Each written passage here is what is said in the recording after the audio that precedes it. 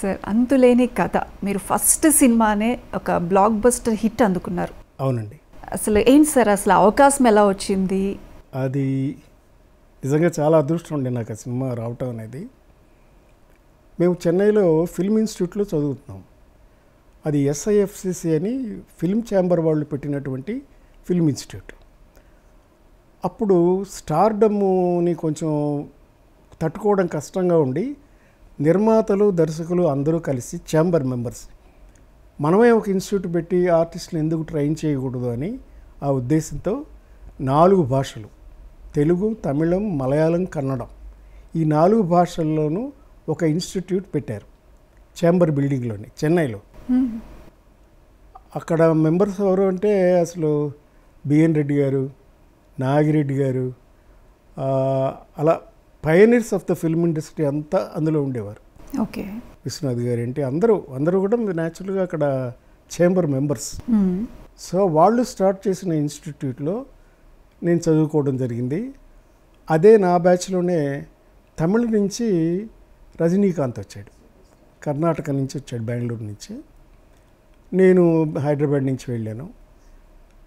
కోఇన్సిడెన్స్గా అంతకుముందు మేము నాటకాలు వేసేవాళ్ళం. ఇక్కడ దేవదాస్ గారు నేను మంచి ఫ్రెండ్స్, దేవదాస్ కనకాల గారు. ఓకే. ఆయన నేను మంచి ఫ్రెండ్స్ అయితే యాక్సిడెంటల్గా ఆయన లెక్చరర్గా వచ్చారు, నేను స్టూడెంట్గా వెళ్ళాను. చెన్నైకి వెళ్ళాం. అక్కడ నిజంగా చెప్పాలంటే నా గురువు దైవం అన్నీ కూడా దేవదాస్ గారే. He was so close to me, more than teacher అనడం కంటే ఒక ఫిలాసఫర్, ఫ్రెండ్ అని చెప్పాలి. అంతటి అనుబంధం ఉండేది దేవదాస్ కనకాల గారితో. సో అలా ట్రైన్ అయిన తర్వాత ఆ ఇన్స్టిట్యూట్కి ఎగ్జామినర్గా వచ్చారు కె బాలచంద్ర గారు. మీకు తెలుసు కె బాలచంద్ర గారి గురించి నేను చెప్పాల్సిన అవసరం ఏం లేదు. దాదాసాహెబ్ ఫాల్కే అవార్డు ఉన్న దర్శక దిగ్గజం, greatest director in south India. So Balachandra గారు మాకు ఎగ్జామినర్గా వచ్చారు. అప్పుడు మాకు ఎగ్జామినర్గా వచ్చిన వాళ్ళు ఎవరో పేర్లు చెప్తే అసలు మీరు ఆశ్చర్యపోతారు. కె విశ్వనాథ్ గారు, బాలచంద్ర గారు, బాపు గారు, ఇలాంటి మహామావులంతా. ఎందుకంటే అందరూ ఛాంబర్ అనేసరికి వాళ్ళ సొంత ఇన్స్టిట్యూట్ లాగా ఫీల్ అయ్యి అందరూ వచ్చేవారు. సో వాళ్ళ దగ్గర మేము పాఠాలు నేర్చుకోవడం కూడా జరిగింది అక్కడే, ఆ రోజుల్లోనే. అది గొప్ప అదృష్టం. ఆ తర్వాత ఆ ఫైనల్ ఇయర్ ఎగ్జామ్కి వచ్చిన తర్వాత మేము ఎగ్జామ్స్ అయిపోయాయి. ఛాంబర్ వారే మాకు ఒక బుక్ ప్రింట్ చేశారు, మా ఇన్స్టిట్యూట్ బుక్. ఈ కుర్రోళ్ళందరూ ఫస్ట్ బ్యాచ్ బయటకు వస్తున్నారు అని చెప్పడానికి ఇండస్ట్రీకి. అది ఒక ప్రమోషను. అవును. ఎవరు ఆఫీసులకి వెళ్ళి తిరగాల్సిన పని మాకు ఏమి రాలేదు అసలు. సో ఆ బుక్లో చూసి బాలచంద్ర గారు, అప్పుడు అంతకుముందే చూశారు, ఆ బుక్లో కూడా చూసి అప్పుడు రిలీజ్ అయింది ఒక తమిళ చిత్రం బాలచంద్ర గారి, అవళ్ ఒరు తొడర్ కథ అంటారు. ఆ సినిమాని తెలుగులో తీస్తున్నారు మళ్ళీ. ఆ తీస్తున్న సినిమాలో ఇంటర్వ్యూ కానీ నన్ను, రజనీకాంత్ని, ప్రదీప్ శక్తి అని ఒక అబ్బాయి ఉండేవాడు, ఆ అబ్బాయిని, ఈ ముగ్గురిని ఆయన సెలెక్ట్ చేశారు. సెలెక్ట్ చేసి మాకు వెంటనే దాంట్లో ఛాన్స్ ఇవ్వడం జరిగింది. దాంట్లో మీకు తెలుసు నేను వేసిన వేషం వికటకవి గోపాల్, అదే తాళికట్టు శుభవేళ పాట పాడతాడే ఆ క్యారెక్టర్. తర్వాత అన్నగా వేసింది రజనీకాంత్, జయప్రద గారికి. జయప్రద గారికి కూడా ఆల్మోస్ట్ ఇది 2వ సినిమా, సో అర్లీ డేస్ అనమాట. ఆ సినిమాలో ఆ తాగుబోతు క్యారెక్టర్, దేవుడే ఇచ్చాడు వీధి ఒకటి అనే మంచి పాట కూడా ఉంటుంది. రజనీకాంత్ గారికి అది ఫస్ట్ పిక్చరు, నాకు ఫస్ట్ పిక్చరు. కమల్ హాసన్ గారు పెద్ద అయిన తర్వాత ఆయనకి ఫస్ట్ పిక్చరు. అందులో గెస్ట్ రోల్ ఆయన వేశారు. ఒరిజినల్లో నేను వేసిన క్యారెక్టర్ కమల్ హాసన్ గారు వేశారు. ఓకే. సో ఇలా మేమందరం, శ్రీప్రియ, ఫటాఫట్ జయలక్ష్మి, చాలామంది, ఆల్మోస్ట్ అందరం కొత్త ఆర్టిస్టులు. సో బాలచంద్ర గారికి అంటే ఆల్రెడీ అక్కడ కొత్త వాళ్ళతోనే తీశారు. అప్పటికి కమల్ హాసన్ కూడా పేరు వచ్చిన సినిమా ఈ అవళొడతారు కదా, అంతులేని కథ, తమిళ్ వర్షన్. ఓకే. అది తెలుగు వర్షన్లో నేను యాక్ట్ చేయడం, అంత మంచి క్యారెక్టర్ నాకు దొరకడం నిజంగా అదృష్టం. సో విడుదల అవ్వటం కూడా అది చాలా పెద్ద సినిమా మీద విడుదలైంది. ఆరాధన అని ఎన్టీ రామారావు గారు, వాణిశ్రీ గారు, సూపర్ డూపర్ హిట్ సినిమా. అది మ్యూజికల్ హిట్, పెద్ద హిట్ సినిమా. అదే సినిమా విడుదలైన రోజున సేమ్ డే ఈ అంతులేని కథ కూడా రిలీజ్ అయింది. ఇది ఒక చిన్న టుమిరీ సినిమా, ఎవరికి తెలియదు. అంటే మీరు అనుకున్నారా సార్ ఇంత పెద్ద హిట్ వస్తుంది అంతులేని కథ? మా భయం అందరికీ ఫస్ట్ అదేంటి ఇంత పెద్ద సినిమా మీద మనం రిలీజ్ చేస్తున్నారు, ఏమవుతుందో అంటే పర్వాలేదు దీందే పెద్ద ఆయన సినిమా అదే అలాగే ఉంటుందని ధైర్యంగా ప్రొడ్యూసర్స్ ఒప్పుకున్నారు. లక్కీగా ఏంటంటే దాని డిస్ట్రిబ్యూటర్స్ మా నవైగా వాళ్ళే. ఓకే. మా నాన్నగారు మా పెద్దనాన్నగారు వాళ్ళే, నవైగా ఫిల్మ్స్ అని. సో సినిమా విడుదలైంది, సూపర్ డూపర్ హిట్ అయిపోయింది. ఒక తమాషైన ఎక్స్పీరియన్స్ చెప్తాను మీకు అందులో. చెప్పండి సార్. దీపక్ మహల్ అని చిక్కటపల్లిలో ఉంటుంది, ఆ థియేటర్లో రిలీజ్ అయింది సినిమా. మార్నింగ్ షోకి వెళ్ళాం, సినిమా వేశారు, ఇంటర్వెల్ వచ్చేసింది, కరెంటు పోయింది. ఆ రోజుల్లో కరెంటు పోతే పట్టాన్ని వచ్చేది కదా. సరే ఇంకేముందిలే జనం లేచిపోతారు వెళ్ళిపోతారని బిక్కు కూర్చొని నేను థియేటర్లోనే ఉన్నా దీపక్ మాల్లో. గంట అయింది, 2 గంటలు అయింది, 3 గంటలు అయింది, జనం ఎక్కడ కదలలేదు. అన్ని అవర్స్ కూర్చున్నారు సార్? కూర్చున్నారు. ఓకే. ఎందుకంటే అప్పటికే సినిమా గ్రిప్ చేసేసింది వాడు స్టోరీ అది. అప్పుడు 3 అవర్స్ తర్వాత కరెంట్ వస్తే అప్పుడు సినిమా చూసి వెళ్ళారు బయటికి జనం. So that was the strength of the film. So అలా స్టార్ట్ అయిన నా కెరీరు అది సిల్వర్ జూబ్లీ దాటి విపరీతంగా ఆడేసిన సినిమా. సార్ మిమ్మల్ని మీరు స్క్రీన్ మీద చూసుకున్నప్పుడు ఏమనిపించింది సార్ సినిమా తర్వాత? అంటే బేసిక్గా నేను ట్రైన్ ఉన్నాను కానీ మేము నేర్చుకున్నది ఫిల్మ్ ఇన్స్టిట్యూట్లో చదువుకున్నది అంతా ఒక 20-30% అయితే 80% మేము బాలచంద్ర గారి దగ్గరే నేర్చుకున్నాం. So he was a university ప్రాక్టికల్గా మొత్తం. He's master of the trainer. And ఆయన ఎక్స్ట్రాక్ట్ చేయడంగానే పర్ఫార్మెన్స్ తీసుకోవడంలో ఎవరైనా సరే ఆయన తర్వాతే. సో అంత గొప్పగా ఆయన దగ్గర పనిచేయడం. మాకు ప్రతిరోజు కొన్ని తమాషైన ఇన్సిడెంట్ ఒకటి చెప్తాను మీకు, అదే అంతులేని కథ సినిమాలో. ఓకే. జయప్రద గారికి ఒక మంచి సీన్ ఉంటుంది అందులో. రజనీకాంత్ తిడతాడు, ఏంటి సాన్నిధానంలాగా తయారై వెళ్తున్నావు అని. అమ్మాయి కోపం వచ్చేసినప్పుడు పాస్బుక్లన్నీ విసురుతుంది. ఇదిగోరా నీ కూతురు కోసం చేశాను, నీ కొడుకు కోసం చేశాను, నా తమ్ముడి కోసం చేశాను, నా చెల్లెల కోసం చేశాను, నీ పిల్లల కోసం కూడా చేశాను రా అని ఎమోషనల్ సీన్ ఒకటి ఉంటుంది. ఆ సీన్ చేస్తున్నప్పుడు ఒక రోజంతా పొద్దున్నే రిహార్సల్ మొదలెట్టారు, సాయంత్రం వరకు ఓకే అవ్వలేదు షాట్. సాయంకాలం అయిపోయేటప్పుడు జయప్రద గారు మేకప్ రూమ్లోకి వచ్చేసేసి, అప్పుడు మేమంతా ఆల్మోస్ట్ ఒకే రూమ్లో ఉండేవాళ్ళం ఆ రోజుల్లో, అందరం ఫ్రెషర్స్ కదా. అయితే అమ్మాయి ఏడ్ చేస్తుంది, నేను వెళ్ళిపోతాను, నేను సినిమాలు చేయను, నేను రాజమండ్రి వెళ్ళిపోతానని. అప్పుడు రజనీకాంత్ నేను ఇద్దరం కూర్చోబెట్టి, లేదమ్మా నువ్వు భయపడాల్సిన అవసరం ఏం లేదు, నీకు మంచి పేరు వస్తుంది చూడు అని మేమంతా ధైర్యం చెప్పాం. ఆ తర్వాత ఆవిడ వచ్చి టేక్ ఓకే చేసింది. ఆ సినిమా ఆవిడకి ఎంత పేరు తెచ్చిందంటే అంత పేరు తీసుకొచ్చింది. ఆవిడ కెరియర్లో I think that was the first super hit. అంతకుముందు 1-2 సినిమాలు చేసినా కూడా అసలు సూపర్ డూపర్ హిట్, అమ్మాయి ఇమేజ్ ఎక్కడికో వెళ్ళిపోయింది. సో అలాగా మేము పడ్డ కష్టం, అలాగే రజనీకాంత్ కానీ నేను కానీ మేమంతా చేస్తున్నంతసేపు భయంగా ఉండేది మాకు. పైగా ఆయన అంటే చాలా భయం. బాలచంద్ర గారు అంటే అసలు దడ అంటది అనమాట. సో బట్ మా అందరి కెరీర్లకి అది పునాది వేసింది.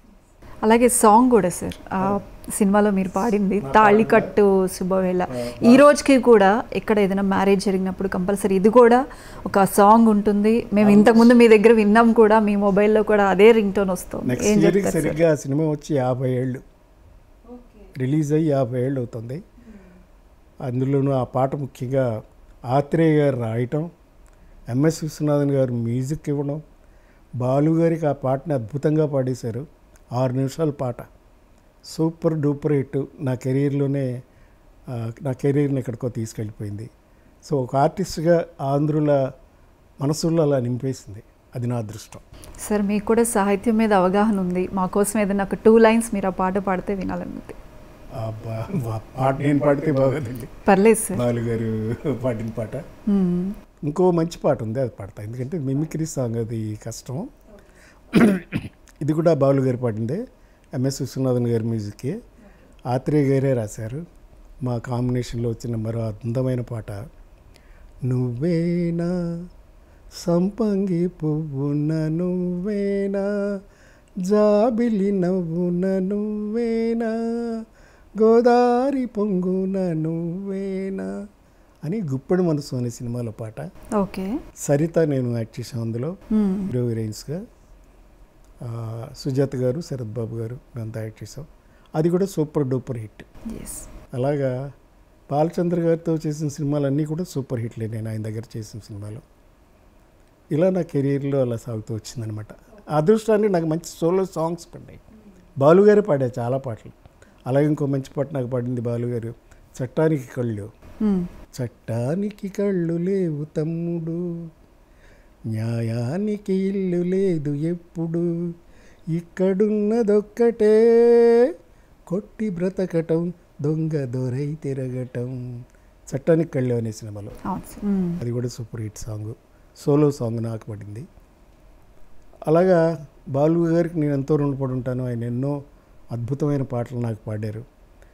ఇంకా ఎంఎస్ రెడ్డి గారి సినిమాలో కూడా మంచి పాట, సన్న జాజికి గున్న మావికి పెళ్ళి కుదిరింది, మాదే గెలుపని మాల తేలత నాట్యమాడింది. నేను జయసుధా, ఎంఎస్ రెడ్డి గారి సినిమా, అది కూడా మంచి హిట్ అయింది సినిమా. మీ సోలో సాంగ్స్ అన్నిట్లో ఆల్ టైమ్ ఫేవరెట్ అంటే తాళికట్టు సుబ్బవేళ, నో డౌట్ అబౌట్ ఇట్. మిగతా కూడా మంచి పాటలు పాడారు చెప్తున్న బాలు గారు. తాళికట్టు సుబ్బవేళ గురించి నేను చెప్పేదే ఉంది. ఫస్ట్ మూవీ, ఫస్ట్ సాంగ్, పైగా దాన్ని కొరియోగ్రాఫ్ చేసింది కూడా కమల్ హాసన్ గారు. ఓకే. మహానటుడు ఆయనే వచ్చి నాకు ఆయన తమిళంలో ఎలా చేశారో, ఎందుకంటే బాలచంద్ర గారి సినిమాలో డాన్స్ మాస్టర్ ఉంటాడు జనరల్గా, ఆయనే కంపోజ్ చేసుకుంటారు. ఓకే. సో అందుకని అది కమల్ హాసన్ తమిళ్లో చేస్తే అది నాకు కూడా ఎలా చేశారో వచ్చి 1 గంట ఉండి చెప్పేసి వెళ్ళిపోయాడు. దాని వేరే షూటింగ్ ఉంది. సో నేనే డాన్స్ మాస్టర్ కూడా లేకుండా ఆ సాంగ్ చేయడం జరిగింది. బాలచంద్ర గారు ఆ సాంగ్ అంతా షూటింగ్ అయిపోయిన దగ్గరకు వచ్చి, బాగా చేసావయ్యా, తమిళంలో కమల్ చేసిన దాంట్లో 80% చేసావు, కానీ ఆంధ్ర ఆడియన్స్కి 100% అవుతుంది, నీకు మంచి పేరు వస్తుందని ఆశీర్వదించారు. అది అలాగే జరిగింది. సార్, ఇలా మీరు ఒక 50 మూవీస్ దాకా హీరోగా చేశారు. అవునమ్మా. ఇంకొక 100 సినిమాలకు పైగా ఆర్టిస్ట్గా చేశారు. చేస్తూ వెళ్తూ ఉన్నారు, సడన్గా యూటర్న్ తీసుకున్నారు ప్రొడక్షన్ వైపు. అవును. ఎందుకని సార్? అంటే కొన్నాళ్ళు సినిమాలు చేసిన తర్వాత, హీరోగా చేసిన తర్వాత నేను అనుకున్న కొన్ని సక్సెస్లు రాలా. అంటే అప్పట్లో నేను బేసికల్గా ఏంటంటే I was more interested in art films. Okay. అవును, మీరు ఎక్కువ చేసిన మూవీస్ కూడా ఎక్కువ ఆర్ట్ ఫిల్మ్స్ చేశాను. అలాంటివి ఎక్కువ చేసి ఉండేవాడు. జనరల్గా ఈ ఫైటింగ్ ఫిల్మ్స్, అంటే మాస్ ఫిల్మ్స్ పెద్దగా నేను ఇష్టపడేవాడిని కాదు. ఇది 1-2 చట్టానికి కళ్ళు ఇలాంటి 1-2-3 సినిమాలు చేసేది నేను. సో అప్పటికి నాకు ఒక ముద్ర వేశారు, ఈయన ఆర్ట్ ఫిల్మ్స్ యాక్టర్ అని. సో ఏదైనా వస్తే అలాంటి మంచి సినిమాలు వచ్చేవి నాకు. చాలా చేశాను. ఒక ఊరి కథ చేశాను, కుక్క చేశాను, యండమూరి వీరేంద్రనాథ్ గారి ఓన్ పిక్చరు, అలా చాలా సినిమాలు చేశాను. నిజం చేశాను, దేవదాస్ కనకాల గారిది నిజం అనే సినిమా చేశాను. ఈ చేస్తున్న టైంలో హీరోగా నేను అప్పట్లో చేసిన సినిమాల్లో నేను బాగా ఇష్టపడి చేసిన సినిమా సుబ్బారావుకి కోపం వచ్చింది. మీ లాస్ట్ మూవీ కదా సార్ అది? లాస్ట్ హీరోగా. ఓకే. హీరోగా చేసిన సినిమాల్లో సుబ్బారావు కోపం వచ్చింది అనే సినిమా ధవళ సత్యం గారు డైరెక్టర్. దాంట్లో హీరోయిన్ ఏమో కీర్తి సురేష్ వాళ్ళ అమ్మ. Okay. Menaka. She was the heroine. నేను చేసి I was expecting more from that film success. అది అంత సక్సెస్ కాలేదు. సరే, అప్పటికి అంటే నాకు as a distributor, I'm a distributor. అంటే మా ఫాదర్ డిస్ట్రిబ్యూటర్, మా అన్నయ్య డిస్ట్రిబ్యూటరు. సో డిస్ట్రిబ్యూషన్ ఉంది మా చేతిలో. సరే, సినిమా ఎందుకు తీయకూడదని చెప్పి డిస్ట్రిబ్యూషన్ కూడా మాకు సినిమాలు కావాలి. అప్పుడు చిరంజీవి గారు మంచి పీక్లో ఉన్నారు. అప్పుడు మా ఫాదర్ అన్నారు, వేరే సినిమా తీయచ్చుకోపోనీ, ఇప్పుడు నువ్వు సైడ్ బిజినెస్ సినిమా ప్రొడక్షన్ కూడా చేయొచ్చు కదా అన్నారు. సో అలాగే అంటే అప్పటికే నాన్నగారు సినిమాలు తీసి ఉన్నారు. ఆ మూవీ మీరు అనుకున్నంత ఎక్స్పెక్టేషన్ రీచ్ అవ్వలేదు కాబట్టి అప్పుడు మీకు ఈ ఆలోచన మెయిన్గా వచ్చింది. సుబ్బారావు కోపం వచ్చింది, నిజంగా మీ కోపం వచ్చి నాకు ప్రొడక్షన్ కోపం వైపు వచ్చారు. సో ప్రొడక్షన్ ప్రొడ్యూసర్ అవుదామని అది కూడా ఫస్ట్ అటెంప్ట్ లోనే చిరంజీవి గారితో తీశారు, ఒక రిస్క్ చేస్తున్నారు చిరంజీవి కదా. గారిని వెళ్ళి నేను డేట్స్ అడిగాను. అప్పటికే ఆయన బిజీగా ఉన్నాడు. అవును, ఇమేజ్ ఉన్నారు. ఏంటి నారాయణరావు అన్నాడు, ఏంటి ఇట్లా సినిమా తీద్దాం అనుకుంటే ఆయనకి తెలుసు నేను యాజ్ ఏ డిస్ట్రిబ్యూటర్ ఉన్నాను, యాజ్ ఏ ఆర్టిస్ట్గా ఉన్నాను, అన్ని ఫీల్డ్ అంతా తెలుసు కనుక ఆయన ఇంకేం మాట్లాడకుండా నాకు డేట్లు రాసి ఇచ్చేసాడు ఇమీడియట్గా ఫస్ట్ డే. మళ్ళీ రెండో రోజు వెళ్ళి అడగటం కథ ఏంటి ఇదంతా కూడా ఏం డిస్కషన్ లేదు. అంటే ఆయన అంత నమ్మకం. అంటే ఒకటి ఇన్స్టిట్యూట్లో సీనియర్ అవటమే కాదు, నాకు అనుభవం, నేను చేసిన సినిమాలు కానీ ఆల్రెడీ నేను అప్పటికి ఒక 30 సినిమాలు చేస్తుంటాను, హీరోగానే చేసిన సినిమాలు కూడా ఉన్నాయి, ఆయన చూశారన్నీ. సో వెంటనే నాకు డేట్లు రాసిచ్చారు సక్సెస్ఫుల్గా. అప్పుడు కథ కోసం పరిగెత్తాను. అప్పటికి మీరు కూడా కథ ఏం అనుకోలేదు? అప్పుడు కథ అనుకోలేదు, ముందు ఆయనతో సినిమా తీద్దాం అనుకున్నాను. తర్వాత న్యాచురల్ కథ ఎతకాలి కదా. అంటే రిస్క్ చేస్తున్నానని ఏం అనిపించలేదా సార్? అప్పటికి చిరంజీవి గారు ఒక ఇమేజ్, ఒక సక్సెస్ సాధించేశారు, అప్పటికే స్టార్ అయిపోయాడు తను. ఖచ్చితంగా మీరు ఇచ్చే సినిమా కూడా అదే విధంగా ఆ సక్సెస్ ఉండాలి. ఫస్ట్ మూవీ మీది, అందుకంటే అప్పటికే చట్టానికి వెళ్ళి వచ్చేసింది. మీ ఇద్దరం కలిసి చేసాం అందులో. చట్టానికి వెళ్ళే సినిమాలో మీ ఇద్దరం కలిసి యాక్ట్ చేసాము. ఆ సినిమా సూపర్ డూపర్ హిట్ అయింది. ఆ పరిచయం కూడా ఉంది మాకు. ఓకే, సరే నేను ఫస్ట్ అప్రోచ్ అయింది ఈయన దగ్గరికి వెళ్ళాను. నెక్స్ట్ వెళ్ళింది ఆ చట్టానికి వెళ్ళి డైరెక్టర్ అయినటువంటి ఎస్ఏ చంద్రశేఖర్ గారి దగ్గరికి వెళ్ళాను. ఆయన దగ్గర మంచి కథ ఉంటే మాకు కావాలండి ఇట్లా చిరంజీవి గారికి. ఆయన చాలా సంతోషంగా చిరంజీవితో సినిమానా డెఫినెట్గా నాకు ఇంకో సూపర్ హిట్ అవకాశం ఉంది అని చెప్పి ఆయన అప్పుడు నాకు కథ చెప్పారు. అదే దేవాంతకుడు, కన్నడంలో కూడా తీశారు ఆ సినిమా.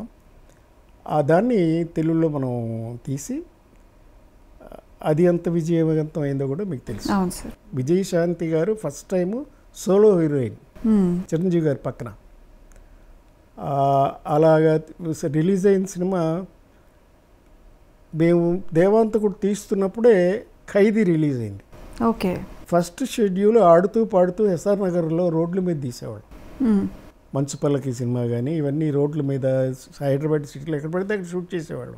ఖైదీ సినిమా రిలీజ్ అయిపోయింది, నెక్స్ట్ షెడ్యూల్కి మేము హైదరాబాద్ వచ్చాం షూట్ చేద్దామని. అసలు ఎక్కడా జనాన్ని ఆపలేకపోతే అప్పటికి ఒక్క సినిమాతో మొత్తం మారిపోయాడు చిరంజీవి. అప్పటికి సూపర్ స్టార్ అయిపోయాడు ఖైదీ సినిమాతో. ఇంకొక విశేషం ఏంటంటే ఖైదీ సినిమా బాగా కలెక్ట్ చేసింది, సూపర్ హిట్. ఆ తర్వాత ట్యాక్స్ సిస్టమ్ మారింది. అంతకుముందు పర్సంటేజ్ సిస్టంలో ఆడేవాళ్ళు, ఆ స్లాబ్ సిస్టమ్ అని వచ్చింది. అదేంటంటే షోకి ఇంత కట్టేయాలి, కట్టేసేస్తే ఎక్కువ ఎంత వస్తే అంత ప్రొడ్యూసర్. ఆ సిస్టంలో రిలీజ్ అయిన తొలి చిత్రం దేవాంతకుడు. ఎంత కలెక్ట్ చేసిందో అది డిస్ట్రిబ్యూటర్స్కే ఊహించినంత కలెక్ట్ చేసేసింది. అప్పట్లోనే 100 days ఫంక్షన్ కూడా చాలా గ్రాండ్గా చేసామండి సంజయ్ థియేటర్లో. ఓకే సార్, ఇంకొకటి దేవాంతకుడు మూవీకి పత్తి రైతులకి సంథింగ్ ఒక సంబంధం ఏంటి సార్? అది ఓకే, తర్వాత తీసిన యముడికి మొగుడు. ఓకే, ఏంటి సార్ అది పత్తి రైతులకి? ఏంటంటే యముడికి మొగుడు ఒక 4 ఏళ్ళ తర్వాత మా ఫ్రెండ్స్ మేమంతా ఒక గ్రూప్గా ఉండేవాళ్ళం. చిరంజీవి గారు, నేను, సుధాకర్, హరిప్రసాద్ అని హీరో తెలుసుగా, శివరంజని హీరో, హరిప్రసాద్, ప్రసాద్ బాబు, మేమంతా ఒక గ్రూప్గా ఉండేవాళ్ళం, ఫ్రెండ్స్, బాగా క్లోజ్గా ఉండేవాళ్ళం. సుధాకర్కి హరిప్రసాద్కి కూడా కొంచెం హెల్ప్ చేద్దామన్న ఉద్దేశం ఉండి చిరంజీవి గారు అన్నారు, మీరు ముగ్గురు కలిసి తీయండి సినిమా, మీరు ముగ్గురు పార్ట్నర్స్గా తీయండి అన్నారు. సరే ఓకే, కానీ ప్రొడక్షన్ బాధ్యత అంతా నాకు అప్పచెప్పారు. ఓకే సరే, అప్పుడు కొత్త కంపెనీ పెట్టాలి. అంతకుముందేమో దమయంతి ఆర్ట్ పిక్చర్స్ అని మా అమ్మగారి పేరు మీద ఉండేది. అప్పుడు డైనమిక్ మూవీ మేకర్స్ అని బ్యానర్ పెట్టాం, పెట్టి యముడికి 3 సినిమా తీసాం. అది అసలు చెప్పడానికి వీలైనంత సూపర్ హిట్. అసలు మొదట తీస్తున్నప్పుడు భయపడ్డాం, ఎందుకంటే అలాంటి సినిమా యముడి క్యారెక్టర్ పెట్టుకుని యముడిని ఎదిరించే హీరో క్యారెక్టర్ తీయడం అంటే ఎన్టీ రామారావు గారు, ఎస్వి రంగారావు గారు ఒకసారి చేశారు, ఎన్టీ రామారావు గారు, సత్యనారాయణ గారు రెండోసారి చేశారు. అన్నీ సూపర్ హిట్లే. అప్పటికి చిరంజీవి చేస్తే ఎలా ఉంటుంది అంటే అంటే చాలామంది అమ్మో ఎన్టీ రామారావు గారు అంత సూపర్ హిట్గా చేసేసిన సినిమాలు మీరు చేస్తూ ఉంటారు ఏంటి మీ ధైర్యం అని. లేదండి నెక్స్ట్ ఆయన చేస్తాడు, ఇంకెవరు లేరు చేయడానికి, చేస్తాము ఈ కాలానికి అనుగుణంగా చేస్తానన్న. సరే అన్నారు, పెట్టాం. అప్పటికి చక్రవర్తి గారు పెద్ద మ్యూజిక్ డైరెక్టర్. ఏ సినిమా అయినా సూపర్ హిట్ సినిమా అంటే చక్రవర్తి గారి మ్యూజిక్ ఆయన దగ్గరికి వెళ్ళాలి. అలా ఉన్న పరిస్థితిలో నేను అన్నాను, నేను కొత్త మ్యూజిక్ డైరెక్టర్ని పెడతాను. అప్పుడు మళ్ళీ ఇండస్ట్రీలో మళ్ళీ సంచలనం. ఏంటి చిరంజీవితో పెద్ద సినిమా తీస్తూ కొత్త మ్యూజిక్ డైరెక్టర్లు అంటాడేంటి ఈయన, ఇంకేం తిక్క అని అనుకొని పెద్దవాళ్ళు ఒకటి ముందు బాగా చదువున్న వాళ్ళు కూడా కోపడారు. ఏంటి అని ఇది ధైర్యం, చిన్న కొత్త మ్యూజిక్ డైరెక్టర్ని తీసుకొస్తానంటావు ఏంటి, చక్రవర్తి ఉండగా మనకు తక్కువ చేస్తాడు, పైగా మన కోసం చేస్తాడు ఆయన అన్నారు. కాదండి గొప్ప మ్యూజిక్ డైరెక్టర్ అయినా నాకు చాలా ఇష్టం, కానీ ఇది ఇచ్చి ఇదే బాగుంది అని ఆయన చెప్పేస్తాడు ఆయన ముందే ట్యూను, అది నాకు నచ్చదండి, మాకు కావాల్సింది మా కథకు కావాల్సింది మాకు కావాల్సిన పద్ధతిలో మాకు పాటలు కావాలండి అన్న. చిరంజీవి గారితో చెప్పాను ఇట్లా ఉన్నారు రాజ్కోటి అని, వాళ్ళని మ్యూజిక్ డైరెక్టర్స్గా ఇంట్రడ్యూస్ చేద్దాం అనుకుంటున్నాను. ఓకే, ఆయన ఓకే నీ కాన్ఫిడెన్స్ ఉంటే కానీ అన్నాడు. అలా స్టార్ట్ అయింది. అలా చిరంజీవి గారి ఆశీర్వాదంతో రాజ్కోటిని ఇంట్రడ్యూస్ చేయడం. ఫస్ట్ పిక్చరే వాళ్ళకు కూడా, అంటే ఫస్ట్ పిక్చర్ కాదు, చిన్న సినిమాలు 2-3 చేస్తున్నారు. బట్ ఆయనకి లైవ్ కెరీర్ ఇచ్చింది యముడికి మొగుడు. అప్పుడే అది గోల్డెన్ డిస్క్ వచ్చింది ఆ సినిమాకి. 6 పాటలు సూపర్ హిట్గా చేశాం. దాని 100 days ఫంక్షన్ మెడ్రాస్లో బీచ్లో పెట్టాం. ఓకే, ఇసుక ఇస్తే రాళ్ళంతమంది జనం, అంతమంది జనం విపరీతంగా వచ్చారు ఫ్యాన్స్ అందరూ. ఆ క్షణంలోనే ఈ ఫంక్షన్లో ఏదైనా చేద్దాం అనుకుంటున్నప్పుడు నాగబాబు గారు కొంచెం అప్పటికి పత్తి రైతులు సూసైడ్ చేసుకుంటున్నారు ఆ రోజుల్లో, ఒంగోలు దగ్గర ప్రాంతాల్లోనూ జరుగుతుంది ఇలాగా. అది దాన్ని స్పందించిన చిరంజీవి ఫస్ట్ టైము పొలిటికల్గా కూడా ఆలోచించాను, స్పందించాడు. పాప పచ్చి రైతులు ఎందుకు, రైతు ఇలా అవటం ఏంటి, అన్నదాత ఇలా అవటం ఏంటి, ఇది చాలా అన్యాయంగా ఉందని ఆయన స్పందించి ఆ సినిమాలో వచ్చిన కలెక్షన్లో కొంత భాగం తను కొంత వేసుకుని అవి పత్తి రైతులకి ఫస్ట్గా డబ్బు ఇచ్చింది ఆ ఇన్సిడెంట్లో. అలా ఆయన నాకు తెలిసి ప్రజా సంక్షేమ కార్యక్రమాలు మొదలుపెట్టింది అక్కడే, ఆ వేదిక మీద. అదే యముడికి మొగుడు వేదిక. ఓకే సార్, అయితే ఇంకొకటి కూడా విన్నాము, అంటే చిరంజీవి గారి మూవీస్ రిలీజ్ డేట్ ఆయన బర్త్డే 100 days ఫంక్షన్ బర్త్డే రోజు వచ్చేలాగా ప్లాన్ చేస్తారు అని విన్నారు. అవును, కరెక్ట్. ఎందుకంటే ఆయనకి చక్కగా బర్త్డే రోజు మాత్రం బాగా సెలబ్రేట్ చేసుకోవడం అలవాటు. మొదటి నుంచి ఫ్రెండ్స్ అందరికీ, సినిమా ఇండస్ట్రీలో వాళ్ళందరినీ పిలిచి పార్టీ ఇచ్చి అందరితోనూ సరదాగా ఉండి పొద్దున్నుంచి అసలు మార్నింగ్ నుంచే తిరణాలలాగా ఉండేది. తిరుపతిలో లాగానే పొద్దున్నే లేవటం, అక్కడి నుంచే ఫర్ న్యూ ఇయర్ కానీ దీనికి కానీ అలాగే ఉండేది ఆ ఇంట్లో. ఓకే, అయితే 100 days ఫంక్షన్కి బర్త్డే సెలబ్రేట్. 100 days ఫంక్షన్ అనేది రిలీజ్ జనరల్గా ప్లాన్ చేసుకునేవాళ్ళం, అదే బర్త్డే రోజుకి 100 days అయ్యేటట్టు ప్లాన్ చేసుకునేవాళ్ళం. అంటే మీకు ముందే తెలుసు ఖచ్చితంగా ఈ మూవీ 100 days ఫంక్షన్ వరకు రీచ్ అవుతుంది, అంత హిట్ కొడుతుంది. అంటే నాట్ అదే 1-2 మధ్యలో డ్రాప్ అయినవి కూడా లేవు సినిమాలు, అన్నీ ఆల్మోస్ట్ అట్లా వచ్చినవే. సో అంత కాన్ఫిడెంట్గానే ఉండేవి ఫిల్మ్ మేకింగ్ కూడా. సో మా మంత్లో మొదలుపెట్టేవాళ్ళం, ఆగస్టు 22వ తారీఖు వచ్చేటప్పటికి రిలీజ్కి వచ్చేటట్టు ప్లాన్ చేసేవాళ్ళం. దేవాంత్ కూడా అలాగే చేసాం, యముడికి మొగుడు అలాగే చేసాం, తర్వాత పసివాడి ప్రాణం, అత్తకెముడు అమ్మాయికి మొగుడు, హిట్లరు, ఓకే అన్నీ ఆయన బర్త్డే రోజునే 100 days ఫంక్షన్. అది కూడా గ్యాంగ్ లీడర్కి అయితే మొత్తం ఒకే రోజు 3 ఊళ్ళల్లో ఫంక్షన్, 4 ఊళ్ళల్లో, తిరుపతి, హైదరాబాదు, విజయవాడ, గుంటూరు, విజయవాడ, ఓకే 4 ఫ్లైట్ వేసుకుని తిరిగారు. సో అలా ప్లాన్ చేసుకుని అలా జరిగేవి. అంటే ఇట్స్ ఆయన పీక్ టైం అది, ఇప్పటికే అలాగే ఉందనుకోండి. అలాగే ఎవ్రీ గ్యాంగ్ లీడరు అలాగే చేసాం 100 days ఫంక్షన్, 4 సెంటర్స్ ఒకే రోజు. తర్వాత హిట్లర్ అలాగే చేసాం, మాస్టర్ వైజాగ్లో చేసాం. ఇలా ఒక్కొక్క ఊరిలో ఫంక్షన్ చేస్తూ ఉంటాం. పసివాడి ప్రాణం మెయిన్ డిస్ట్రిబ్యూషన్ చేసాం అప్పట్లో, తిరుపతిలో చేసాం మేము ఫంక్షన్. ఓకే, అలా కలిసి వచ్చేదండి. సార్ అయితే మీరు యాక్టింగ్ స్కూల్లో ఉన్నప్పుడు మీకు చిరంజీవి గారు పరిచయం కదా సార్? అంటే మీరు ఆల్రెడీ అప్పుడు జాయిన్ అయ్యి ఉన్నారు.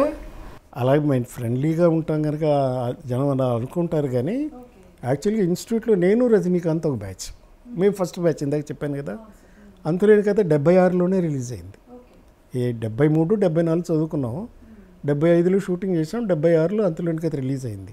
ఓకే, 78, 79లో చిరంజీవి గారు ఎంటర్ అయ్యారు. అంటే ఆయన వచ్చేసరికి మీరు బయటకు వచ్చేసారు ఇన్స్టిట్యూట్లో నుంచి. ఓకే, 76 రిలీజ్ అయిపోయింది మా సినిమా. Okay okay. చిరంజీవి గారు వచ్చేసరికి ఆల్మోస్ట్ మేము నాకు రజనీకాంత్ ఇద్దరికి కూడా ఒక 6-7 సినిమాలు అయిపోయి ఉంటాయి అప్పుడు.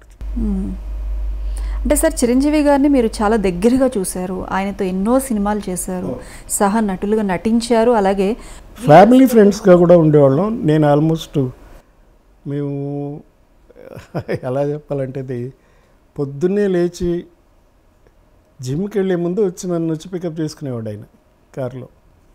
వెళ్ళిపోతే జిమ్ దగ్గర నుంచి మళ్ళీ రాత్రి 11 వరకు అక్కడ ఆయన కలిసి ఉండేవాళ్ళు, ఆయన షూటింగ్లు కానీ. తర్వాత కూడా కొన్నాళ్ళు I worked on his scripts, ఆయన స్క్రిప్ట్స్ కూడా. అంటే నేను నటించకపోయినా కూడా, ఫర్ ఎగ్జాంపుల్ పసివాడి ప్రాణంలో నేను నటించరా, okay, but I work for the script. Satyanand గారితో కలిసి స్క్రిప్ట్స్ కూడా, అత్తకి 3 అమ్మాయికి 3, పసివాడి ప్రాణం, ఇలా రాజా విక్రమార్క, ఇలా చాలా సినిమాలకి ఆయన స్క్రిప్ట్స్ కూడా పనిచేసేవాడిని. సో ఆయనతో అంత full time, it's like more like brother and family members లాగా. ఆ అమ్మాయి ఏమో సూర్యకి నన్ను ఎప్పుడు అన్నయ్య అన్నయ్య అని పిలిచేది. So it's like A family bondage అలా ఉంటుంది. అయితే మీరు అంత వ్యక్తిగతంగా సన్నిహితంగా చిరంజీవి గారితో మెలిగారు, ఆయన అలా చూశారు, తర్వాత సహా నటుడిగా మీరు చూశారు, ఆయన ఒక యాక్టర్గా మీ నిర్మాణంలో ఆయన చేశారు. అయితే ఈ వేరియేషన్స్ అన్నీ ఆయనలో ఎలా చూశారు సార్? మీరు ఒక యాక్టర్గా ఎలా చూశారు, సన్నిహితుడిగా ఎలా చూశారు, సహా నటుడిగా ఎలా చూశారు? బేసికల్గా you think big, you become big అన్నారు. అలాగా మొదటి నుంచి Chiranjeevi used to think of upper side. So his aim was always to be number 1, టాప్లో ఉండాలి అని డిటర్మినేషన్తో ఉండేవాడు. He used to work very hard. బేసికల్గా ఆయన ఏంటంటే ఎన్సీసీ ట్రైనింగ్ అయ్యి అవ్వడం వల్ల ఫిజికలీ కూడా చాలా హార్డ్ వర్క్ చేసేవాడు ఆయన, కృషి చేసేవాడు దానికి కావాల్సింది. సో ఆయన కృషి ఫలితమే ఆయన్ని మెట్టుమెట్టుగా పైకి తీసుకొచ్చింది. అంతేగాని అంటే అందరి సహకారం ఉంటుంది, అది తీసుకోవడం కూడా గొప్ప విషయం కదండి. ఇప్పుడు మంచి ఎక్కడున్నా తీసుకుంటేనే పైకి వస్తాడు. అలాగే తనలో ఉన్న తప్పులను కూడా దిద్దుకోగలిగితేనే పైకి వస్తాడు. అలాంటి తన డిఫెక్ట్స్ ఏమున్నాయో దాన్ని కూడా కవర్ చేసుకుంటూ ఎప్పటికప్పుడు సినిమాకి అభివృద్ధి చేసుకుంటూ పెరుగుతూ వచ్చాడు. సొసైటీ పరంగా కానీ, ఫ్యామిలీ పరంగా కానీ అన్నీ కూడా హీ టేక్స్ మోర్ కేర్. తీసుకోవడం వల్ల, దాన్ని సద్వినియోగం చేసుకోవడం వల్ల ఈ లెవెల్కి ఎదిగాడని నేను అనుకుంటున్నాను. ఓకే సార్, ఇంకా మీ సినిమాల్లో మనకు గుర్తుండిపోయేది మంచు పల్లకిలో నిజంగా మీరు ఆ గోడ మీద కూర్చోవడం కానీ, మీరు అదంతా కూడా వాతావరణం కావచ్చు, అంటే మీకు ఆ మూవీతో కొన్ని మంచి అనుభవాలు కూడా, ఆ షూటింగ్ టైంలో మంచి అనుభవాలు కూడా ఉన్నాయని చాలాసార్లు చెప్పారు. అసలు ఏంటంటే అది సినిమా యాక్చువల్గా పాలై వన్న చోలై అని తమిళ సినిమా రీమేక్, సుహాసిని గారే చేశారు తమిళ్లో కూడా. అయితే వంశీ గారికి ఫస్ట్ పిక్చర్, పెద్ద వంశీ గారు అంటారే, ఆయనకి ఫస్ట్ పిక్చర్. ఆయన చిరంజీవి గారు మెయిన్ క్యారెక్టరు. ఆయన్ని బుక్ చేసుకున్న తర్వాత నన్ను పిలిపించాడు ఆయన నా అంతులేని కథ చాలాసార్లు చూశాడు. ఆయన పెద్ద ఫ్యాన్ ఆ సినిమాకి ఆయన. సో నారాయణరావు గారు మీరే చేయాలి, ఆ మిమిక్రీ క్యారెక్టర్ మీరు చేయాలి అని వచ్చాడు నా దగ్గరికి. 4 ఫ్రెండ్స్ ఉంటారు అందులో. నేను అన్నాను నేను మొన్నే కదండి అంతులేని కథ చేశాను, సూపర్ హిట్ అయింది. నేను చూశాను తమిళ సినిమా చూసి, నేను ఆ క్యారెక్టర్ నేను చేయను, నా ఫ్రెండ్ ఉన్నాడు రాజేంద్ర ప్రసాద్ చేస్తే బాగుంటుంది, ఆ క్యారెక్టర్ రాజేంద్ర ప్రసాద్కి ఇవ్వండి, మిమిక్రీ ఉంది అందులో అతనికి చేయడానికి. నేను ఇంకో సాఫ్ట్ క్యారెక్టర్ ఉంది, తన్ని సుహాసినికి క్లోజ్గా ఉండే మంచి క్యారెక్టర్ ఉంది, అది నేను చేస్తాను. ఓకే అన్నాడు ఆయన, ఏదైనా సరే మీరు చేయాలన్నాడు. ఓకే అన్నాడు. అలా చిరంజీవి గారు, రాజేంద్ర ప్రసాద్, నేను, సాయి కుమార్, అలాగా సో నలుగురు చేసిన తర్వాత ఆ సినిమా కూడా మంచి మ్యూజికల్ హిట్ అయింది. మంచి సబ్జెక్ట్ కూడా చాలా బాగుంటుంది. అందరూ ఈక్వల్ క్యారెక్టర్స్, మంచి క్యారెక్టర్స్ తీసాం. సుహాసిని గారు అద్భుతంగా నటించారు. అదే ఆవిడకి కూడా బ్రేక్ తెలుగులో ఫస్ట్ పిక్చర్. ఇక అది కూడా దినోత్సవం ఆడింది, చాలా బాగా ఆడింది. మీకు ఆ టైంలో బాగా గుర్తుండిపోయిన అనుభవం ఏంటి సార్ మా మంచు పల్లకి మూవీ టైంలో? మంచు పల్లకిలో అందరం అసలు ఆడుకుంటూ చేసామండి పిల్లల్లాగా. స్కూల్ పిల్లలకి ఏదైనా పిక్నిక్ వెళ్తే ఎలా ఉంటుందో అలా ఉండేది. అందరూ అంత చనువుగా ఒకళ్ళ మీద ఒకళ్ళు జోకులు వేసుకుంటూ, అందరు నలుగురు ఫ్రెండ్స్. ఏంటంటే నేను, చిరంజీవి, రాజేంద్ర ప్రసాద్ ಎಲ್ಲರೂ ఒకే ఇన్స్టిట్యూట్లో చదువుకున్న వాళ్ళం. అలాగే సాయి కూడా మాకు బాగా క్లోజ్గా ఉన్నాడు. సో అందుకని మేమంతా అసలు ఆడుతూ పాడుతూ చేసుకున్న సినిమా అది. ఇంకోటి మీ ముగ్గురు కూడా ఫస్ట్ సంతానం కూడా ఆ టైంలోనే కలిగింది అని అన్నారు సార్ ఒకసారి ఇంటర్వ్యూలో. అదే చెప్పబోతున్నా. మా పెళ్ళిళ్ళు ఆల్మోస్ట్ ఒకే నెలలో అయ్యాయండి. ఆగస్టు నెలలోనే అయ్యాయి. ఓకే. ముగ్గురి కూడా, రాజేంద్ర ప్రసాద్ది, నాది, చిరంజీవి గారి మ్యారేజ్ కూడా అందరిది ఒకేసారి అయ్యాయి. లక్కీగా మా ముగ్గురు పిల్లలు మా షూటింగ్లో ఉండగానే పుట్టారు. ఓకే. చిరంజీవి గారికి పాప, పెద్ద పాప, నాకు కొడుకు, రాజేంద్ర ప్రసాద్కి కొడుకు. ఫస్ట్ సంతానం ముగ్గురికి కూడా పార్టీలు అక్కడే చేసుకున్నారు షూటింగ్లో. Okay. So it was all enjoying అనమాట, ఫుల్ ఫ్లెడ్జ్ టైం అది. అట్లాగే మా ఫ్యామిలీస్ కూడా అందరూ చాలా క్లోజ్గా ఉండేవాళ్ళం. ఒకరింటికి ఒకరు వెళ్ళటం, ఒకరు రావడం పోవడం అన్ని. పిల్లలైతే అసలు వాళ్ళు కలిసిపోయారు అందరూ. అది సార్. అలాగే సూపర్ స్టార్ రజనీకాంత్ గారు కూడా మీకు అత్యంత సన్నిహితులు. ఆయనతో మీ సాన్నిహిత్యం ఎలా ఉండేది? ఆయన టిపికల్ క్యారెక్టర్ అమ్మా. ఆయన కూడా చాలా మంచివాడు, చాలా స్ట్రగుల్ అయ్యాడు. ఎందుకంటే నాకు బాగా గుర్తుంది, మా ఇన్స్టిట్యూట్లో ఉన్నప్పుడు ఆల్మోస్ట్ తనకి మా ఫీజు కూడా సంవత్సరానికి 300 ఇన్స్టిట్యూట్ ఫీజు. ఓకే. అది కూడా తన దగ్గర లేదు కట్టడానికి. అలాంటి పరిస్థితుల్లో మా ప్రిన్సిపాల్ గారు కట్టేసేవారు. ఓకే. సో మేము తలా ఫ్రెండ్స్ దగ్గర నుంచి హెల్ప్ చేసుకుంటూ, మా ఫ్రెండ్, నా క్లాస్మేట్ ఇంకోటి విఠల్ ప్రసాద్ అనే వాళ్ళ ఇంట్లో పేయింగ్ గెస్ట్గా ఉండేవాడు. పేయింగ్ గెస్ట్ అన్న పేరే కానీ చక్కగా ఒక అతిథిలాగానే చూసాడు ఆయన. సో ఆ ఫ్రెండ్ని కూడా ఇప్పుడు దాకా బాగా చూసుకుంటున్నాడు ఆయన. అతను ఫ్యామిలీని, వాళ్ళ పెళ్ళిని. ఆయన కళ్యాణ మంటపం ఉంది, అది కూడా నిర్వహణ అంతా కూడా ఆ అబ్బాయికి అప్పచెప్పాడు, మా ఫ్రెండ్ విఠల్ ప్రసాద్ అని. సో ఇలా అందరికీ ఉపయోగపడే మనస్తత్వం ఉన్నవాడు. సక్సెస్ అంటారా, ధైర్యంగా అన్నీ చేసుకుంటూ వెళ్ళాడు. ఇక ఆయనకు వచ్చిన సక్సెస్ అంతా ఇంత కాదు కదా. సో అలాగా మెట్టుగా ఎదుగుతూ వచ్చాడు. మొదటి రోజుల్లో చాలా కష్టపడ్డాడు. సరే, ఆయనతో షూటింగ్లో అనుభవం ఉంది నాకు. అంతులేని కథలో తొలి చిత్రం మేము ఇద్దరం కలిసి పనిచేసాం. తర్వాత చిలకమ్మ చెప్పింది అని ఇంకో సినిమా చేసాం. అది కూడా అయ్యరంకి శర్మ గారని ఆయన డైరెక్షను. అందులో రజనీకాంత్, నేను, శ్రీప్రియ. అందులో నా క్యారెక్టర్ సింపతి క్యారెక్టర్, అందుకని నాకు ఎక్కువగా అవార్డ్స్ వచ్చాయి ఆ సినిమా. ఓకే. ఒక 7-8 బెస్ట్ యాక్టర్ అవార్డులు వచ్చాయి. మీ ఫస్ట్ మూవీకి కూడా నంది అవార్డు వచ్చింది కదా సార్? అంతులేని కథకి వచ్చిందండి. అంతులేని కథ మూవీకి వచ్చింది, నాకు వచ్చింది, జయప్రద గారికి వచ్చింది, రజనీకాంత్కి వచ్చింది, అందరికీ ఇచ్చారు. సో ఆ రోజుల్లో అంటే ఇప్పుడు ఓన్లీ ఆర్టిస్టులు విడిగా ఇచ్చేవారు కాదు, ఉత్తమ చిత్రాలు సెలెక్ట్ అయిన దాంట్లో హీరో హీరోయిన్లకు కూడా ఇచ్చేవారు.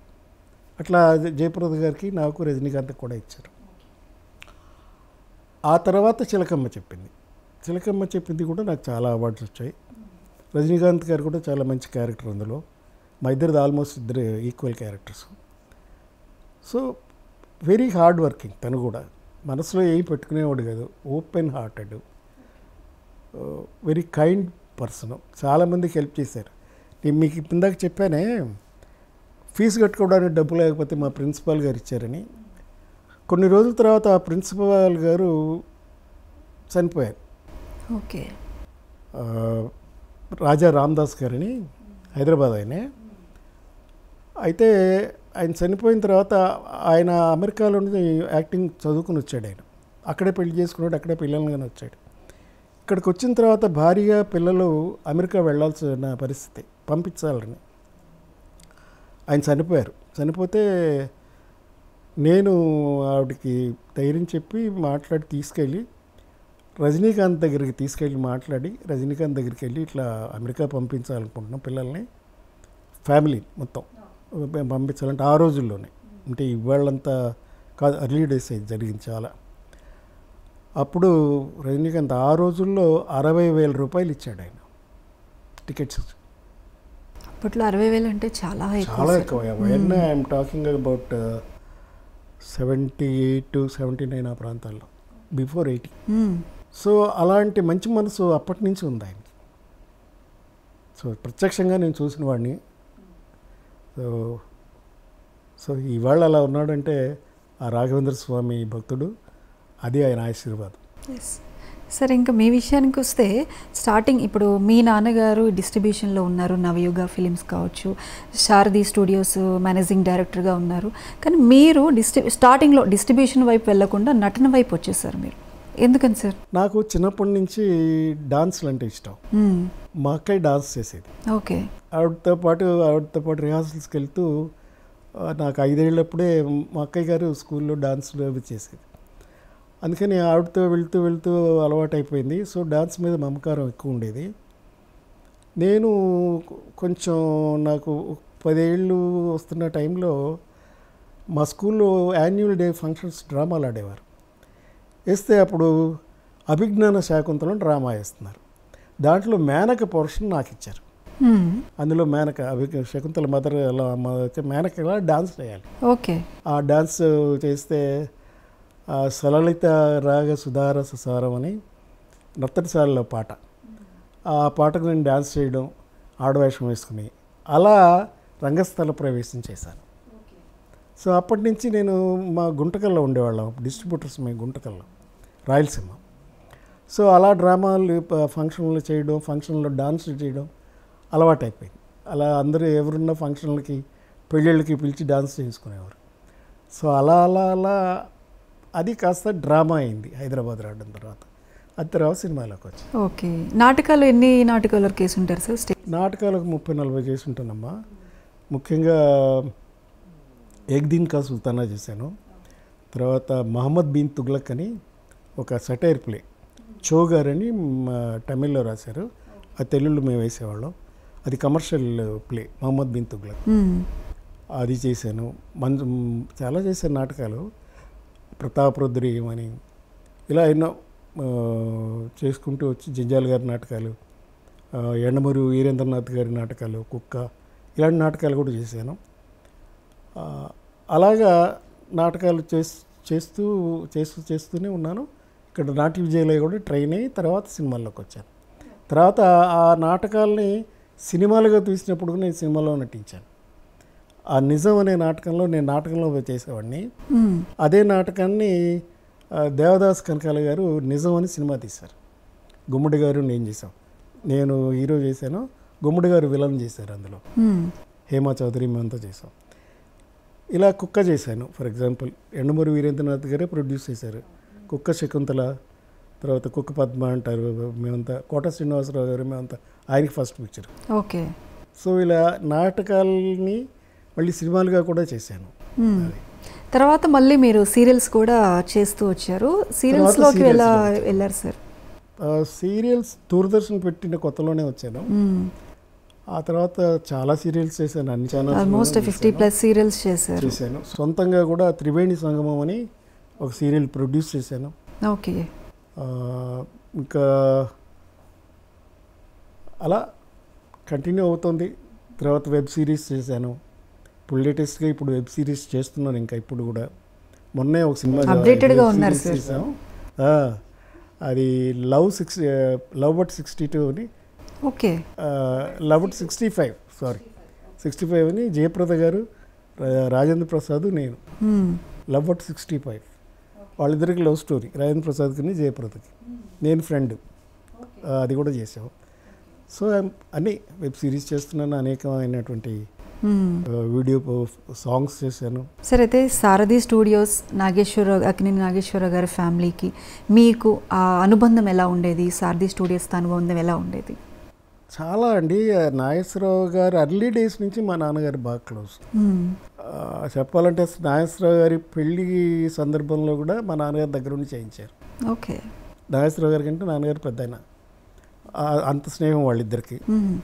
అంటే మా ఊళ్ళు పక్క పక్కనే, వాళ్ళది రామాపురం, మాది కుర్మద్దాలని, ఒకే తాలూకా. అయితే తర్వాత సినిమాలకు వచ్చిన తర్వాత నాగేశ్వరరావు గారి తొలి చిత్రం నుంచి ఆల్మోస్ట్ ఆయన చేసిన సినిమాల్లో 90% సినిమాలు నవైగా విడుదల. అట్లాగే మా నాన్నగారు కూడా అన్నపూర్ణ పిక్చర్స్లో పార్ట్నర్.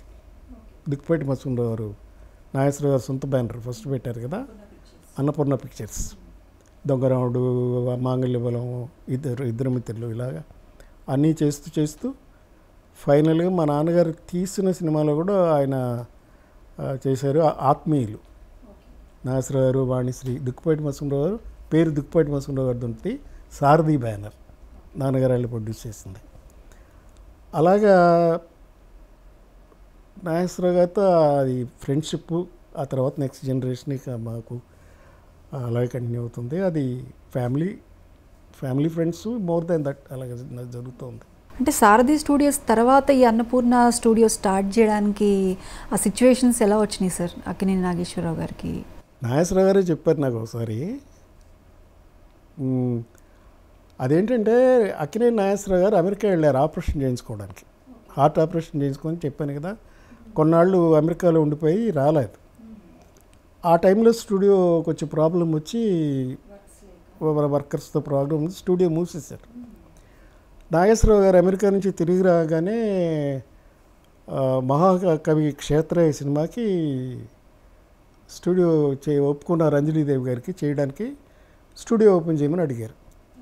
మా నాన్నగారు కుదరదండి, ఇప్పుడు నేను లేబర్ ప్రాబ్లం ఉంది, మీకు స్టూడియో ఓపెన్ చేయడానికి వీల్లేదు అన్నా. ఆయన కోపం వచ్చింది. కోపం వచ్చి, సరే ఇలా అంటారా మీరు, నేను సొంతంగా స్టూడియో కడతానని అప్పుడు ఆయన స్టూడియో కట్టడానికి పూనుకున్నారు. పూనుకుని ఆయన నాగేశ్వరరావు గారు అన్నారు, ఏమయ్యా ఆ రోజు మీ నాన్నగారు స్టూడియో ఓపెన్ చేసి ఉంటే నాకు ఇంత స్టూడియో ఉండేది కాదు, మా పిల్లలకి ఇంత ఆస్తి ఉండేది కాదు, ఆయన జోక్గా అన్నారు. సో అంత మంచి స్నేహం వాళ్ళిద్దరిది. సార్, అయితే ఒకటి అంటే ఇంతకుముందు ఎవరైనా చెప్పున్నారో లేదో తెలియదు సార్, అంటే మిమ్మల్ని చూస్తుంటే ఆ మేనరిజం కానీ కొంత అక్కినేని నాగేశ్వరరావు గారి ఆ సిమిలారిటీస్ మేనరిజం కనిపిస్తుంది సార్. చెప్పారు, చాలామంది అంటారు, నాగార్జునే అన్నాడు మొన్న ఎప్పుడో అదే సినిమాలో చేస్తుంటే నాన్నగారిని చూసినట్టుంది అన్నాడు. రామ్ గోపాల్ వారి సినిమాలో నేను ఫాదర్గా వేసాను ఆయనకి. ఆ రోజు మేకప్లో చూసి ఆయన అదే అన్నాడు, నాన్నగారిని చూస్తున్నట్టుంది అని. దానికి కారణం ఏంటంటేనండి, నేను చిన్నప్పటి నుంచి కూడా నవైగా ఫిల్మ్స్ అన్నారుగా, మా గుంటగల ఆఫీసు కింద ఇల్లు, పైన మా ఫ్యామిలీ కింద ఆఫీస్ ఉండేది. సో మా ఇంటి చుట్టూ నాగేశ్వరరావు బొమ్మలే ఉండేవి. ఆయన పోస్టర్లు, ఆయన బొమ్మలు, ఆయన ప్రింట్లు, ఆయన ఫిలింతో ఆయన చూస్తూనే మీరు పెరిగారు. ఆయన చూస్తూనే పెరిగాను నేను చిన్నప్పటి నుంచి. ప్లస్ మాకు గుంటకాయలో ఉన్నప్పుడు ఎప్పుడు సినిమా టికెట్ కొనాల్సిన పని ఉండేది కాదు, థియేటర్లు ఫ్రీ. మా డిస్ట్రిబ్యూటర్లు కదా, మేము వెళ్ళిపోయి కూర్చోవడమే ఇప్పుడు కంటే ఇప్పుడు. అట్లా ఆయన సినిమాలు ఒక్కొక్కటి 100 సార్లు చూసుకుని ఉన్నాయి నేను ఆల్మోస్ట్. సో ఆయన ఇన్ఫ్లుయెన్స్ నా మీద బాగా పడిపోయింది. ప్లస్ బేసికల్గా నేను ఆయన పెద్ద ఫ్యాన్. సో దానికి ఇంకా ఇనుముడించడం, ఆయన్ని ప్రత్యేకంగా నేను ప్రత్యక్షంగా చూడడం ఇక్కడ సారథి స్టూడియోలో. ఆయన చాలా సినిమాలు, ఆస్తిపరులు, అంతస్తులు ఇవన్నీ తీసేటప్పుడు నేను స్టూడియోలోనే ఉండేవాడిని. సో అసలు మా నాన్నగారు అప్పుడు ఏంటంటే మమ్మల్ని గుంటకల్ నుంచి షిఫ్ట్ కాకముందు సారథి స్టూడియోలో పైన రూమ్లో మమ్మల్ని అక్కడ పెట్టి చదివించారు. 2-3 ఏళ్ళు అక్కడ ఉన్నాను. సో ఆ టైంలో కూడా ఎక్కువగా ఆయన చూడటం, సో ఆటోమేటిక్గా ఆయన ఇన్ఫ్లుయెన్స్ నా మీద. పైగా నేను స్టేజ్ మీద ఆయన పాటలు డాన్స్ చేసేవాడిని. ఓకే. ఆయన ఇమిటేట్ చేసేవాడిని. రికార్డింగ్ డాన్స్లు ఉన్నాయి చూడండి, గణపతి ఉత్సవాల్లోనూ ఖైరతాబాద్లో కూడా డాన్స్ చేశాడు గణేష్ ముందు. ప్రేమ్నగర్ సాంగ్స్, దసరా బుల్లోడ్ సాంగ్స్, అదృష్టవంతుల సాంగ్స్, ఇవన్నీ నేను యాక్ట్ చేసేవాడిని. సో ఆ ఇన్ఫ్లుయెన్స్ నాకు అలాగా ఉండిపోయింది అమ్మలో. ఓకే, అది మేనరిజంగా వచ్చేసింది కొంతవరకు. సరే, అయితే ఇన్ని ఇయర్స్ నుంచి మీరు ఇండస్ట్రీలో ఉన్నారు, 100లకు పైగా సినిమాలు చేశారు. అప్పుడు ఫిల్మ్ ఇండస్ట్రీ, ఇప్పుడు ఫిల్మ్ ఇండస్ట్రీకి వేరియేషన్ చెప్పమంటే ఎలా చెప్తారు సార్? ఎలా ఉంది అంటారు? ఉందమ్మా, అంటే ఇప్పుడు టెక్నికల్ నాలెడ్జ్ విపరీతంగా పెరిగిపోయింది. అప్పుడు వేరు, అది పద్ధతి వేరు, అది ఫ్యామిలీ ఓరియంటెడ్ లాగా ఉంది. ఇప్పుడు ఎవ్రీథింగ్ ఈజ్ మ్యాసివ్ అయిపోయింది కదా, ప్రొడక్షన్ ఈజ్ బికమ్ మ్యాసివ్. అసలు దేనికి కంపారిజన్ లేదు ఆ రోజుకి ఈ రోజుకి. మ్యూజిక్ కానీ దీనికి కానీ అన్నిట్లోనూ తేడాలు వచ్చేసినాయి. అంటే ఎప్పటికప్పుడు అప్డేట్ అవుతున్నారు, ఎప్పటికప్పుడు కొత్తదనం వస్తుంది. వెల్కమ్, అది రావాల్సిందే, తప్పదు. పాత నీరు పోవాల్సిందే, కొత్త నీరు రావాల్సిందే. సో అప్పటికి ఇప్పటికి కంపారిజన్ చేయడం కష్టం. ఎందుకంటే అప్పుడు రూపాయి వాల్యూ ఏంటి, ఇవాళ రూపాయి వాల్యూ ఏంటి. అప్పుడు మొదట్లో అబ్బా వాడు లక్షాధికారి అండి అనేవారు, 1 లక్ష ఉంటే గొప్ప. తర్వాత కోటీశ్వరుడు అండి అనేవారు, కోటి ఉంటే గొప్ప. ఇప్పుడు ఏంటి, మిలియనీర్ అండి, మిలియన్స్ ఉంటే గొప్ప. ఎక్కడికి వెళ్ళిపోయింది? ఫైనాన్షియల్గా కానీ టెక్నాలజీ కానీ ఎవ్రీథింగ్ హెస్ గ్రోన్. ఇప్పుడు మామిడి తులసి మొక్కను మర్రి చెట్టుకు ఎక్కడ పోలుస్తాం మనం? అంత పోల్చలేం, అంత పెరిగిపోయింది. ఓకే, సరే, అయితే ఇన్ని ఇయర్స్ మీ ఎక్స్పీరియన్స్లో, మీ కెరియర్లో ఎన్నో క్యారెక్టర్స్ చేశారు, హీరోగా చేశారు, ఎన్నో క్యారెక్టర్ ఆర్టిస్ట్గా చేశారు. ఏదన్నా ఒక క్యారెక్టర్ మీరు చేయాలి అనుకొని చేయలేని క్యారెక్టర్ కానీ, ఏదన్నా ఒక క్యారెక్టర్ చేయాలి అనుకునేది కానీ ఏమన్నా ఉందా సార్? ఎక్కువ నిజం చెప్పాలంటే భక్తరామ్ దాస్ నాకు చేయాలని ఉండేది, చాలా కోరికగా ఉండేది చిన్నప్పటి నుంచి. బట్ అది నాగార్జున గారు అద్భుతంగా చేశారు, సూపర్బ్గా చేశారు. ఇంకా మళ్ళీ ఎవరు క్యారెక్టర్స్ని ముట్టుకోకూడదు. కొన్ని క్యారెక్టర్స్ అంత సూపర్గా చేసేసిన తర్వాత ఇంకెవరు దాని జోలికి వెళ్ళకూడదు.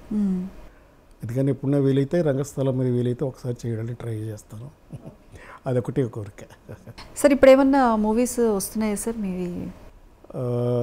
లేటెస్ట్ అయితే ఒక మూవీ చేస్తున్నానండి, మిస్టర్ బచ్చన్ అని. రవితేజ గారి హీరో, హరీష్ శంకర్ డైరెక్టర్. అందులో క్యారెక్టర్ చేస్తున్నాను, షూటింగ్ జరుగుతుంది. సార్, ఇప్పుడు మీరు చెప్పారు వెబ్ సిరీస్ కూడా చేశాను అని. ఈ మూవీస్కి వెబ్ సిరీస్కి ఏంటి సార్ డిఫరెన్స్ ఎలా ఉంటుంది? నటుడి పరంలో పెద్దగా నటనకి ఏం తేడా ఉండదమ్మా. బిజినెస్ అంటారా, అది ఏమన్నా మీరు ప్రొడ్యూసర్స్ అడగాలి. ఇప్పుడు నేను ప్రొడక్షన్ లేను కనుక దాన్ని మీకు సరైన చెప్పలేను. సార్, మీరు ప్రొడ్యూసర్గా చేసినప్పుడు మీరు చేసిన సినిమాల్లో హై బడ్జెట్ సినిమా అంటే ఏది సార్? యముడికి మూడు ఆ రోజుల్లో